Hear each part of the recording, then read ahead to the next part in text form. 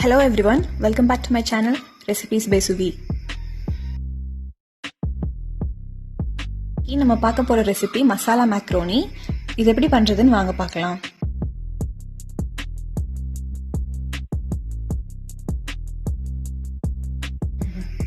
ஒரு sauce பேன்ல 2 cup water add பண்ணிக்கிறேன். தண்ணி நல்லா சூடானதுக்கு அப்புறம் அதுல நான் 1 டீஸ்பூன் உப்பு ஆட் பண்ணிக்கிறேன்.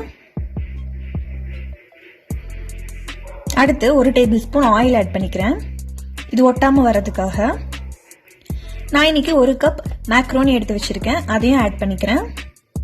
1 கப் மேக்ரோனிக்கு 2 கப் தண்ணி விட்டுருக்கேன். இது ஒரு 5 நிமிஷம் 7 நிமிஷம் வரைக்கும் குக் ஆகட்டும். இப்போ ஒரு 7 நிமிஷம் ஆயிருக்கு. மேக்ரோனி நல்லா குக் ஆயிடுச்சு, நல்லா சாஃப்டா குக் ஆயிருக்கு. ஒரு ஃப்ரைங் பேன்ல நான் 3 கியூப் பட்டர் ஆட் பண்ணிக்கிறேன். பட்டர் நல்லா மெல்ட் ஆனதுக்கு அப்புறம் நான் ஃபைன் சாப் பண்ணி வச்சிருக்கேன் கிரீன் சில்லிஸை அதை ஆட் பண்ணிக்கிறேன். அடுத்து பூண்டு கொஞ்சம் ஃபைன் சாப் பண்ணியிருக்கேன், அதையும் ஆட் பண்ணிக்கிறேன். 1/2 இன்ச் இஞ்சி பொடியை நறுக்கியிருக்கேன், அதையும் ஆட் பண்ணிக்கலாம். இதை ஆட் பண்ணி நல்லா பட்டர்ல சாத்தே பண்ணிக்கோங்க. ஹாஃப் குக் கூட ஆனதுக்கு அப்புறம் நம்ம பொடியா நறுக்கி வச்சிருக்க பெரிய வெங்காயம் 1 கப் ஆட் பண்றேன். இது நல்லா ஃபைன் சாப் பண்ணியிருக்கேன். நல்லா கலந்து விட்டுக்கலாம். வெங்காயம் பாதி வெந்ததுக்கு அப்புறம் 1 கப் பொடியா நறுக்கிய தக்காளி ஆட் பண்றேன். இது புளிப்பு கொஞ்சம் கம்மியா இருக்கிற தக்காளி, அதனால நான் 1 கப் ஆட் பண்ணிருக்கேன். இதையும் நல்லா கலந்து விட்டு குக் பண்ணிக்கலாம். தக்காளி பாதி வெந்ததுக்கு அப்புறம் 1/4 கப் கேரட் ஆட் பண்ணிக்கிறேன்.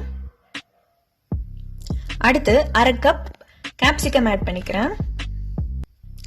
இதையெல்லாம் நல்லா கலந்து விட்டு ஒரு 5 நிமிஷம் குக் பண்ணிக்கோங்க.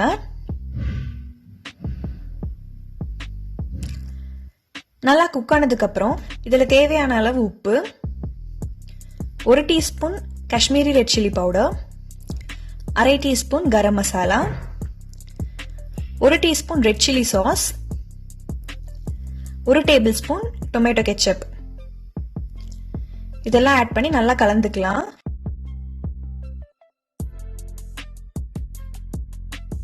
வெஜிடபிள்ஸ் எல்லாம் நல்லா குக் ஆனதுக்கு அப்புறம் மசாலாவோட பச்சை வாசனை போனதுக்கு அப்புறம் நம்ம இதுல கொஞ்சம் ஆரிகானோ ஆட் பண்ணிக்கிறேன். இது ஒரு நல்ல ஃபிளேவர் கிடைக்கும் பாஸ்தாக்கு. இதை கலந்து விட்டுக்கலாம்.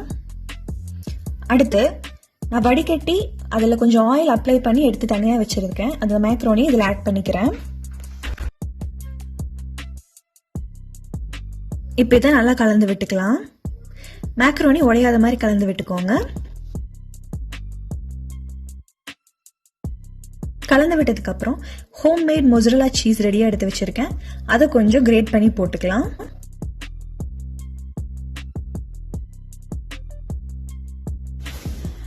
இப்போ சீஸை நான் கிரேட் பண்ணிட்டேன். இது லைட்டா மெல்ட் ஆக ஸ்டார்ட் ஆரம்பிச்சிருச்சு.